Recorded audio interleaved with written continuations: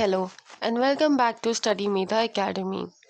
आज हम class 12th का ये टॉपिक एड्जॉर्प्शन, बहुत ही इम्पॉर्टेंट टॉपिक है ये एड्जॉर्प्शन, इसे हम आज डिस्कस करने वाले हैं। इस वीडियो को आप एंड तक के देखिएगा और आई गारंटी यू कि अगर आपने ये वीडियो एंड तक के देखी तो उसके बाद में आपको एड्जॉर्प्शन में कोई भी दिक्कत नहीं रह जाएगी। अगर आपको फिर भी कोई डाउट रहता है तो आप मुझसे कमेंट सेक्शन में पूछ भी सकते हैं। तो चलिए स्टार्ट करते हैं। एड्जॉर्प्शन, सबसे पहले हम डेफिनेशन देखते हैं एड्जॉर्प्शन की कि एड्जॉर्प्शन क्या होता है। तो जैसे कि यहाँ पे लिखा है, it is a surface phenomena and refers to the uniform distribution of a substance through another at surface. Example, solution of H2 in PD. यहाँ पे जो H2 है वो हाइड्रोजन के लिए है और PD stands for पैलेडियम।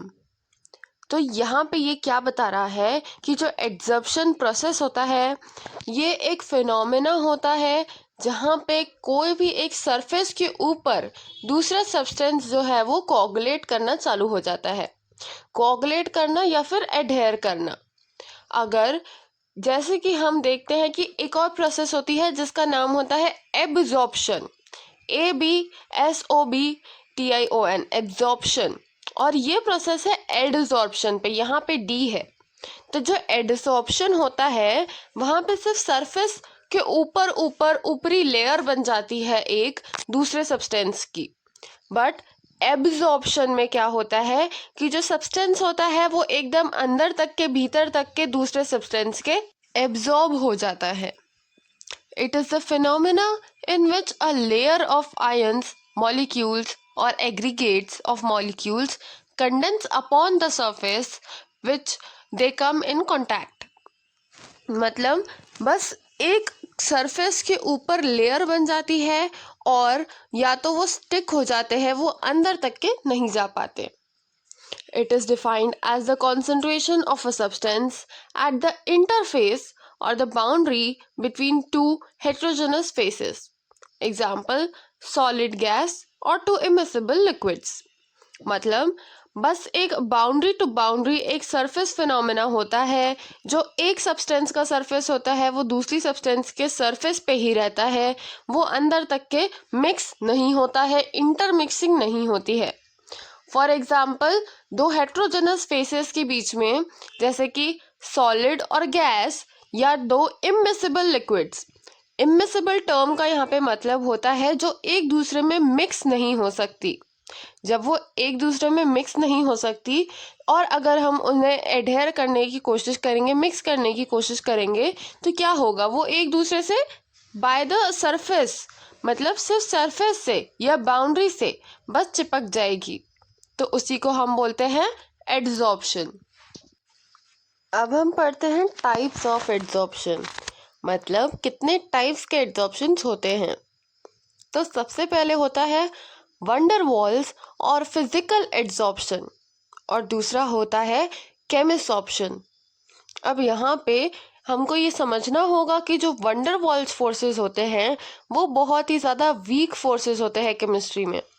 और वंडर वॉल्स फोर्सेस को, या फिर जब वंडर वॉल फोर्सेस से कोई सरफेस अटैच हो जाते हैं, कोई सरफेस के बीच में वंडर वॉल्स ऑफ फोर्सेस लगता है और वो अटैच होते हैं, तब हम उसको बोलते हैं फिजिकल एड्जॉर्प्शन। और ये जो फिजिकल एड्जॉर्प्शन होता है इसे हम आसानी से ब्रेक भी कर सकते हैं। क्यों? क्योंकि जो वंडर वॉल्स ऑफ फोर्सेस होते हैं वो बहुत ही वीक फोर्सेस माने जाते हैं। देन आता है केमिसॉर्प्शन। केमिसॉर्प्शन मतलब केमिसॉर्प्शन में क्या होता है कि जो वंडर वॉल्स फोर्सेस होते हैं उनकी जगह पे और ज़्यादा स्ट्रॉन्ग हाइड्रोजन बॉन्डिंग या और दूसरे अलग फोर्सेस लगते हैं जिनके कारण सरफेसेस अटैच हो जाते हैं और फिर वो फिजिकल मीन्स से या बहुत ही आसानी से एक दूसरे से अलग नहीं हो पाते हैं फिर। तो इसीलिए उन प्रोसेसेस को हम बोलते हैं केमिसॉर्प्शन, जो कि बहुत ही ज़्यादा केमिकल बॉन्डिंग से टाइटली पैक हो जाते हैं एक दूसरे से और उन्हें निकालना फिर मुश्किल हो जाता है। ओके, तो अब हम देखते हैं ऑर्डर ऑफ एड्जॉर्प्शन, मतलब किन किन चीज़ों में किन किन फेजेस में एड्जॉर्प्शन हो सकता है। तो सबसे पहले जो स्क्रीन पर लिखा है वो है लिक्विड ऑन सॉलिड एड्जॉर्प्शन। मतलब लिक्विड किसी सॉलिड सरफेस पे एड्जॉर्ब हो गया, जो फर्स्ट वाला मटेरियल है वो दूसरे वाले पे एड्जॉर्ब हो रहा है। ओके, उसके बाद में फिर है solid on gas adsorption, then ऐसे ही लिक्विड ऑन गैस एब्जॉर्प्शन, और लास्ट में है लिक्विड ऑन लिक्विड एड्जॉर्प्शन। अब हम देखते हैं कि एड्जॉर्बेंट क्या होता है और एड्जॉर्बेट क्या होता है। तो सबसे पहले यहाँ पे डेफिनेशन लिखी है एड्जॉर्बेंट की। It is the surface which adsorbs another substance at its surface. मतलब एक ऐसा सब्सटेंस जिसके ऊपर कोई और मटेरियल आके अटैच हो रहा है या कोगुलेट हो रहा है, एग्रीगेट हो रहा है, उसको हम बोलते हैं adsorbent. For example activated charcoal, bone charcoal, alumina, silica gel, kaolin, infusorial earth, ये कुछ एड्जॉर्बेंट्स के एग्जाम्पल्स यहाँ पे लिखे हुए हैं। हमें ये समझना बहुत ज़रूरी है कि ऐसा कोई भी सब्सटेंस जो किसी और सब्सटेंस को उसके ऊपर सरफेस पे एडहेर करने देता है उसको हम बोलते हैं एड्जॉर्बेंट। जो एग्जाम्पल्स हैं वो यहाँ पे बहुत ही ज़्यादा हाई फाई लेवल के लिखे हुए हैं, बट देन ये प्रोसेस इतनी सिंपल है कि अगर हम बोर्ड पे चॉक से लिख रहे हैं तो जो बोर्ड है वो अपने सरफेस पे चॉक मॉलिक्यूल्स को एड्जॉर्ब करने दे रहा है, इसीलिए वहाँ पे एड्जॉर्बेंट क्या हो जाएगा, बोर्ड। और जो हम एड्जॉर्बेट के बारे में पढ़ेंगे तब हम ये पढ़ेंगे कि जो चॉक है वो एड्जॉर्बेट होता है। उसके बाद में हम बात करते हैं एड्जॉर्बेट की। It is the substance which is adsorb at the surface of another substance. मतलब अब ये वो सब्सटेंस है जो दूसरे पे जाके चिपक रहा है, जो दूसरे पे जाके अटैच हो रहा है।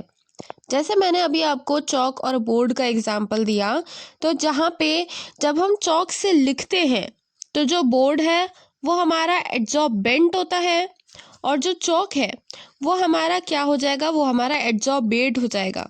क्यों? क्योंकि चॉक मॉलिक्यूल्स जाके उस सरफेस पे इंटरैक्ट हो रहे हैं और उस पे अटैच हो रहे हैं, इसीलिए जो चॉक है वो एड्जॉर्बेट होगा। Examples are gases, dyes, water vapours etcetera. तो अब यहाँ पे और भी एग्जाम्पल्स हो सकते हैं, जैसे कि कोई गैस हो गई, कोई डाइज हो गए, या फिर वाटर वेपर्स हो गई एक्सेट्रा। अब यहाँ पे हम लास्ट टॉपिक डिस्कस कर रहे हैं, फैक्टर्स अफेक्टिंग द एड्जॉर्प्शन। मतलब अब कौन से ऐसे फिनोमेनास है या फैक्टर्स है जो एड्जॉर्प्शन को अफेक्ट कर सकते हैं।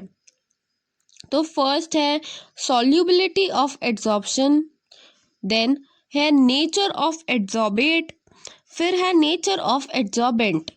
अब जाहिर सी बात है, अगर एड्जॉर्प्शन हो रहा है तो कितनी सॉल्युबिलिटी है उन सब्सटेंसेस में, या नेचर क्या है एड्जॉर्बेंट का और एड्जॉर्बेट का, वो कितने अच्छे से अटैच हो पा रहे हैं, ये अफेक्ट करेगा। देन आता है कॉन्सेंट्रेशन ऑफ एड्जॉर्बेंट, मतलब कितने कॉन्सेंट्रेशन से या किस कॉन्सेंट्रेशन से जो एड्जॉर्बेंट है वो एक्ट कर रहा है एड्जॉर्बेट पे। देन आता है प्रेशर और टेम्परेचर। प्रेशर और टेम्परेचर भी एक क्रिटिकल रोल प्ले करते हैं एज फैक्टर्स अफेक्टिंग एड्जॉर्प्शन। हमें ये बात तो पता है कि जैसे ही टेम्परेचर इंक्रीज होता है तो जो सॉल्युबिलिटी है वो भी इंक्रीज हो जाती है, तो उसी वजह से पूरे प्रोसेस की जो सॉल्युबिलिटी होगी, एड्जॉर्प्शन की जो सॉल्युबिलिटी होगी वो भी इंक्रीज हो जाएगी। और प्रेशर, जैसे हमने चॉक और बोर्ड का एग्जाम्पल लिया था, आप इससे अच्छे से समझ सकते हैं कि अगर हम बहुत ही ज़्यादा प्रेशर से लिखेंगे तो जो चॉक का इम्प्रेशन आएगा वो बहुत ही डार्क आएगा, और अगर हम लाइट प्रेशर से लिखेंगे तो जो चॉक का इम्प्रेशन आता है बोर्ड पे वो लाइट आता है। तो यहाँ पे भी मैंने आपको ये लाइव एग्जाम्पल बताया है कि प्रेशर कैसे अफेक्ट करता है एड्जॉर्प्शन को। तो वैसे ही ये जो सारे कैटेगरीज है, ये जो सारे एग्जाम्पल्स हैं, ये जो सारे फैक्टर्स हैं, ये सभी एक जैसे ही अफेक्ट करते हैं एड्जॉर्प्शन प्रोसेस को। आई होप आपको ये वीडियो अभी तक के यहाँ तक की पूरी समझ में आ गई होगी। ये क्लास 12th का बहुत ही इम्पॉर्टेंट टॉपिक है। अगर आप जेई के लिए प्रिपेयर कर रहे हैं तो भी एड्जॉर्प्शन या एड्जॉर्बेंट और एड्जॉर्बेट से बहुत सारे क्वेश्चंस आते हैं। तो आई होप आपको ये वीडियो अच्छे से समझ में आई होंगी। अगर आपको ये वीडियो अच्छी लगी हो तो प्लीज़ हमारे चैनल को सब्सक्राइब करें, इस वीडियो को लाइक करें और शेयर करें। Thank you so much for watching this video till the end.